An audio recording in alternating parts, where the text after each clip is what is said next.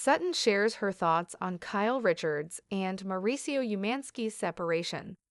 Sutton Stracke hasn't shied away from discussing Kyle Richards' separation from Mauricio Umansky, offering her perspective on the situation during the Real Housewives of Beverly Hills Season 14.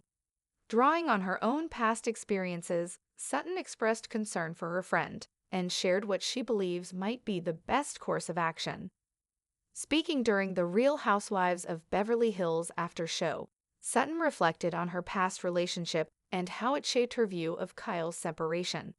"I've been through something similar," she said, "so I just want to share my perspective with a friend who seems to be in a very complex situation.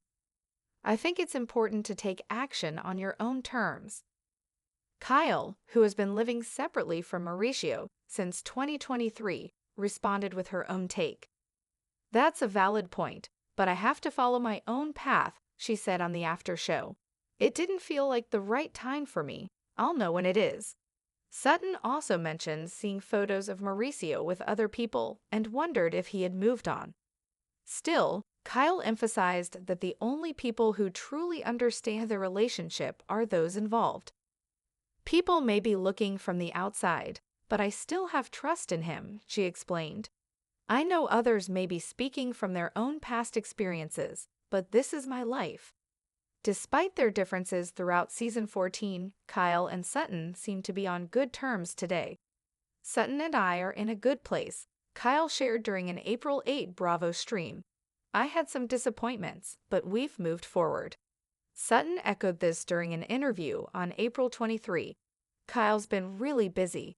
I haven't seen her since the reunion, but we've both had a lot going on.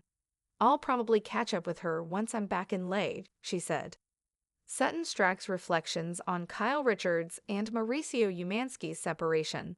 The Los Angeles air felt heavier than usual that evening, a smoggy spring dusk folding itself into the hills like a silk scarf hiding a bruise.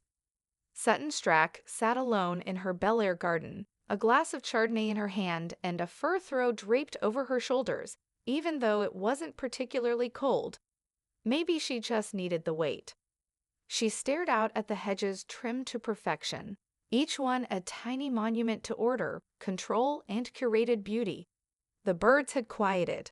A car rolled by below, its tires whispering against the pavement. The world kept turning, but something in her life, and Kyle's, had shifted. "I've been through something similar," she'd said, her voice uncharacteristically soft during the taping of the Real Housewives of Beverly Hills after show. It wasn't scripted. It wasn't staged. It was Sutton, not the quirky Southerner in Gucci, but the woman who had once quietly unraveled behind heavy doors, while the world assumed she had it all. The first time she truly noticed something was wrong with Kyle was not on camera. It was a quiet Tuesday afternoon during a shopping trip in West Hollywood. They were trying on handbags, something usually lighthearted, even frivolous. But Kyle kept staring at herself in the boutique mirror, her expression vacant. "You all right?" Sutton had asked, her voice laced with something between concern and caution. Kyle didn't answer at first, then, "Just tired." But Sutton knew tired. Tired was the word women used when they couldn't yet say heartbroken or confused or numb. That same evening, Sutton went home and sat in her reading room, staring at the photo of her ex-husband tucked in the back of a drawer. The past felt oddly present. Memories, painful and beautiful, returned with the smell of jasmine drifting through her open window. "Taking action on your own terms is important," she told the cameras, and she believed it. Still, she understood the paralysis that could come with love that had twisted itself into something unrecognizable. The Bravo reunion was intense. There had been tears, some real, some for the show, but Sutton could always tell the difference. She had built her life on decorum and discretion, but the show demanded vulnerability, sometimes to the point of bleeding. When the conversation turned to Kyle and Mauricio's separation, Sutton felt her pulse quicken.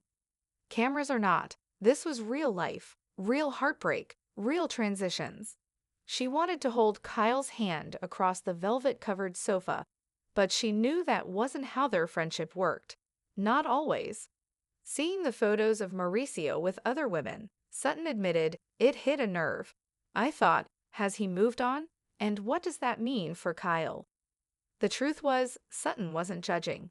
She was remembering. Back in 2016, Sutton had discovered the emotional distance in her own marriage, not through an affair or a dramatic confession, but through silence. Long silences, empty rooms, business trips that lasted longer than they should, and finally, a bank account that whispered secrets behind her back. She hadn't told many people, but she'd spent weeks pretending. Pretending for the children, pretending for society, pretending because the alternative, truth, was terrifying. So when Kyle said, I have to follow my own path, Sutton respected that. Deeply. But it didn't stop her from worrying. She knew that when you share a life, a home, and decades of memories with someone, detangling becomes its own quiet war. Sometimes the softest endings could leave the deepest scars. They met in early March, just the two of them, at Alfred Coffee on Melrose. No cameras, no producers. Just two women trying to understand each other through lats and oversized sunglasses. Kyle looked radiant, but Sutton saw past the concealer. Do you ever miss him? Sutton asked, careful not to define who him was. Kyle stirred her coffee. I miss who we were, she said, but I don't miss feeling small. It was a rare admission. Sutton felt something catch in her throat. That's what I didn't even realize, she said quietly. How small I had made myself to keep everything perfect. She paused, sipping. Perfection is a liar. They sat in silence after that, the kind that isn't awkward but reverent. The tabloids were ruthless. One headline screamed, Mauricio moves on, spotted in Cabo with mystery brunette. Another countered, Kyle still wearing her wedding ring. What does it mean? Sutton read them all. She hated herself for it, but she needed to know what her friend was facing. People look from the outside, Kyle had said on the after show, but only we know the truth. And Sutton agreed. She'd lived that. The days after her separation, the gossip mill in Augusta had buzzed like cicadas in July. She remembered feeling both invisible and scrutinized, as though she were under a microscope held by ghosts. Season 14 was different. There was tension in the air, some of it performative, some of it deeply personal. The fights seemed pettier, the friendships more fragile. But Sutton held firm, even when Kyle snapped at her or when words went unsaid. Sometimes the best thing you can do for a friend, Sutton told the producers, is let them come to you when they're ready. She wasn't going to push Kyle. She wasn't going to pry. She'd made that mistake once, early on in their friendship, and it had cost them months of cold shoulders. So instead, she extended small kindnesses.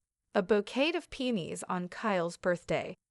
A handwritten note slipped into her dressing room. Nothing showy, just reminders that someone saw her, not the headlines. By April, the public drama had quieted, but Sutton knew better than to assume calm meant peace. Kyle's been really busy, she told a reporter. We haven't seen each other since the reunion, but I'm sure we'll catch up. Privately, she missed her, not just for the show, not just for the clinking glasses and dinner parties, but for the way Kyle used to laugh, really laugh, with her. She wondered if that laugh had left Kyle's life along with Mauricio's presence. Sutton sat down with her therapist in late April after a particularly emotional day of filming. She brought it up, of course. She reminds me of me, Sutton said. The way she defends him. The way she says, it's not time yet. I said all those things too. The therapist nodded.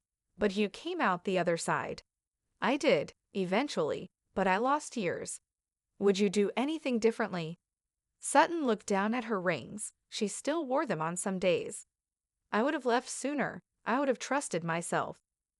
There's a language women speak that men rarely hear. It's in the way they hug slightly longer than necessary.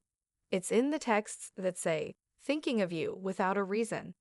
It's in the shared glances when a friend's smile doesn't quite reach her eyes. Sutton and Kyle were speaking that language now. They weren't in constant contact. There were no dramatic reconciliations or Instagram proclamations of sisterhood. But Sutton knew Kyle was still figuring it out, and Sutton would be there, quietly, perhaps awkwardly, but fiercely when the time came. One night, Sutton found herself back in her closet, flipping through designer gowns she hadn't worn in years. She paused on the navy one, the one she wore to the gala right after her divorce was finalized. She remembered standing by herself near the open bar, her smile too bright, her heels too high. And she remembered Kyle arriving late, hugging her like they'd known each other forever, even though it had only been a few seasons. "You're gonna be just fine," Kyle had whispered, lipstick brushing Sutton's cheek. Now, Sutton hoped to return those words. "You're gonna be just fine, Kyle," she whispered into the night. "And when you're not, I'll be here." Beverly Hills glittered in the distance, but Sutton no longer needed the shimmer. She knew where she stood. She knew who she was. And she knew that sometimes being a good friend didn't mean giving advice. It meant sitting beside someone until they were ready to stand.